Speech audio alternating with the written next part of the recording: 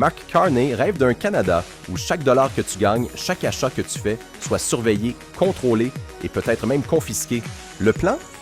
Une monnaie numérique des banques centrales, habillée de mots doux, modernes, pratiques, sécuritaires. Mais la vérité? C'est une laisse numérique passée autour du cou de chaque citoyen. On nous présente ça comme un progrès, comme une évolution inévitable. En réalité, derrière les discours enjôleurs de Carney et de ses complices de la finance mondiale, se cache un piège conçu pour transformer notre liberté en illusion. En Europe, le projet MICEA encadre déjà les monnaies numériques.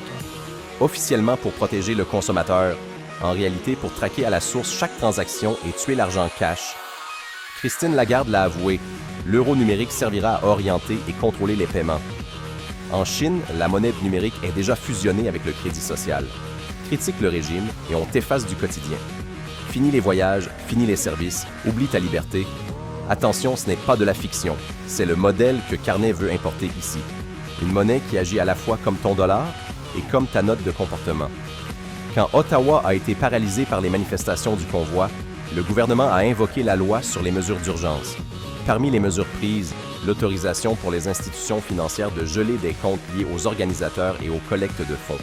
Des millions de dollars ont été ciblés et des dizaines de comptes ont été bloqués pendant l'opération. Aujourd'hui, geler des comptes demande des procédures, des ordres ciblés, des banques coopérantes et parfois une justification politique lourde. Demain, avec une monnaie numérique gérée par l'État, le gouvernement pourrait, en un clic, neutraliser nos comptes ou bloquer des types de transactions, essence, billets d'avion, location, pour des individus ou des catégories sans avoir à passer par la procédure bancaire traditionnelle. Des exemples, en voici.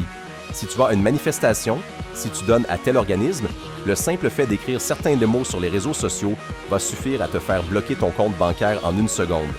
Au lieu d'un gel temporaire nécessitant enquête, tu pourrais recevoir des plafonds d'achat programmés sur ta monnaie, des interdictions d'achat ou des restrictions par catégorie, comme une interdiction d'acheter de l'essence. Tu pourrais voir des transactions refusées par le réseau de paiement pour non-conformité. Un autre exemple, un journaliste publie une enquête gênante à partir du jour suivant, ses réservations de train ou d'avion échouent et son passeport numérique lié au compte pourrait être annulé. Avec la monnaie numérique, chaque microtransaction devient une preuve stockée, exploitable pour catégoriser, noter et punir. En gros, ce qui a été possible mais contraint durant la COVID deviendrait instantané, programmable et préventif. Le pouvoir de sanction deviendrait banal, routinier, intégré au système de paiement lui-même. Leur speech de vente pour nous convaincre, c'est simple. Modernité et efficacité. Carney et ses alliés proposent un outil qui, sous couvert d'innovation, transforme l'argent en levier politique. Mark Carney veut ton argent sous contrôle. Refusons son dollar numérique. Et maintenant, je t'invite à aller plus loin. Demande-toi pourquoi aucun média n'en parle réellement. Pourquoi ce silence?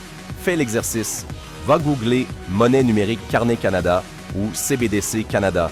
Lis par toi-même ce qui existe.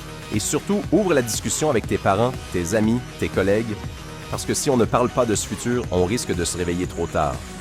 Alors posons-nous la question, sommes-nous vraiment protégés ou subtilement contrôlés?